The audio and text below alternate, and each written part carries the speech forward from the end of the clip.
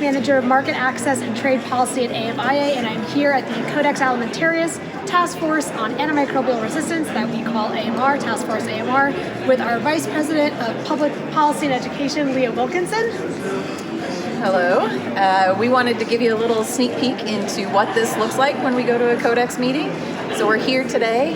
We're about to start off the task force, and we're here in the plenary room. The room seats about 200 attendees. That's what we've got here at the task force. When we want to talk, every observer organization and the member countries have a placard, which is also what we call a flag. And when you want to flag up, you just put it up. Then you've all got microphones that we then talk and say our interventions.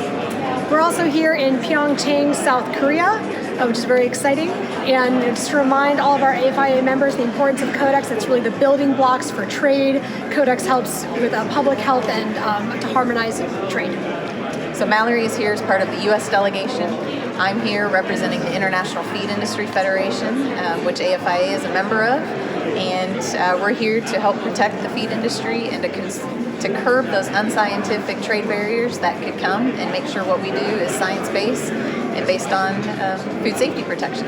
So I hope you enjoyed this little video blog. We'll get back to you with more updates from Pyeongchang, South Korea at the Task Force on Antimicrobial Resistance. Hi, members. Hello everybody, this is Leah Wilkinson with AFIA. I'm here at the Codex Task Force for Antimicrobial Resistance. We just finished day 2 of the plenary. The plenary is when all of the delegates are in the room and we're going through the documents. Here at the Codex Task Force for Antimicrobial Resistance, we have 2 documents that we're going through, the Code of Practice and then Guidelines for Integrated Monitoring and Surveillance. So far in 2 days, we have focused on the Code of Practice. We've gotten through paragraph by paragraph. We've gone through 52 paragraphs. We still have more work to do. It's tedious, but in these plenaries, that's the time for the delegates to be able to flag up and make edits and describe what they want to get accomplished in these documents. Again, we're setting food safety standards for our international trade, so it's very important that we give the time and ability for everybody to speak up and make sure that it's right and applicable for their implementation in their countries. So we come back, we have 1 more day of plenary tomorrow, and we'll report back how things go. Hi, Mallory Gaines here with AFIA. We are done with our Codex meeting task force on antimicrobial resistance.